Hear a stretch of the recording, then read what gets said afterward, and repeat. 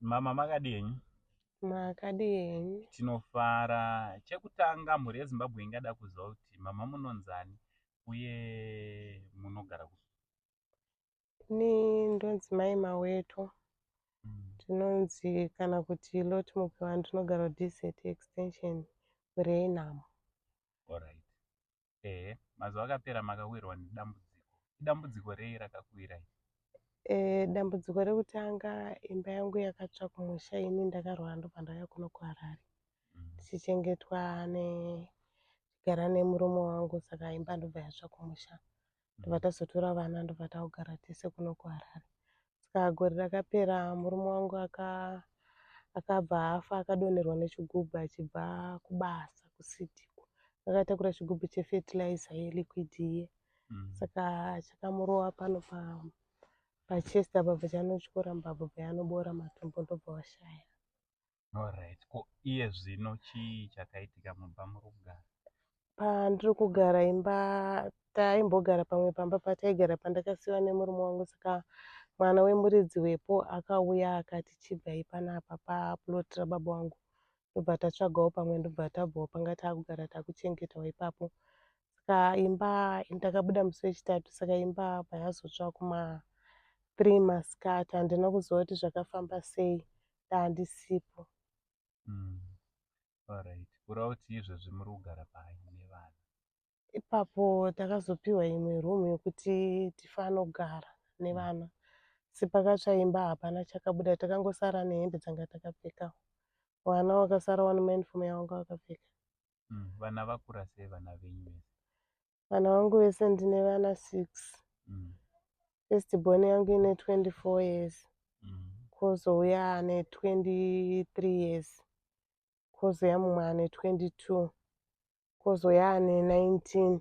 Kwozouya ane 13 years neane 7 years. Alright. Vamuri kugara navo ndo vapi vadiki ava? Ndiri kugara ne4 ndo vandiri kugara navo iko zvinozvi.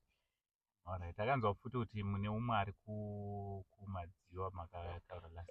Kune musikana ari kumadziva, ndiye first born Nyasha. Ari kuteachers?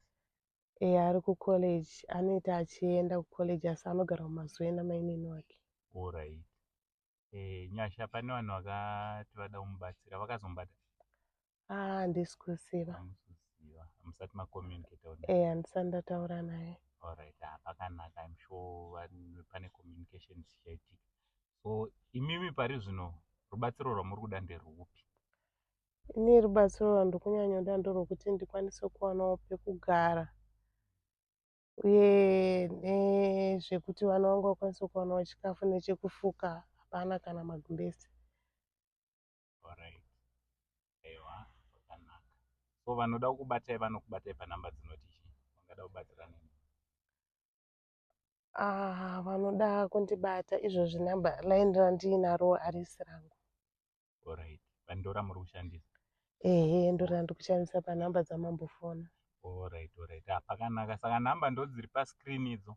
Vanoda kubatana namai Chiwetu munovabata panhamba idzodzi. Nhasi pane kagrocery, pane vamwe vakaona video vakatitumira mari vakati tikutsvagirewo zvatauya nazvo.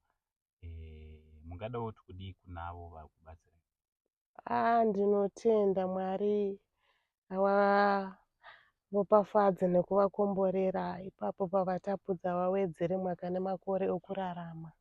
Ngavasaitire ini chete asi ngavaitire vamwe. Aiwa, tinotenda Mwari wekudenga vakuitire zvakanaka, tichitenda kuti hama tichabatsirana nemi, tichakufonirai. Vemakereke tokumbira kuti mubatsirane namai pamwe chete nemhuri kuti dambudziko rakavawira ringe riri dambudziko rinoreruka, rinopera kana tichinge tabatirana navo.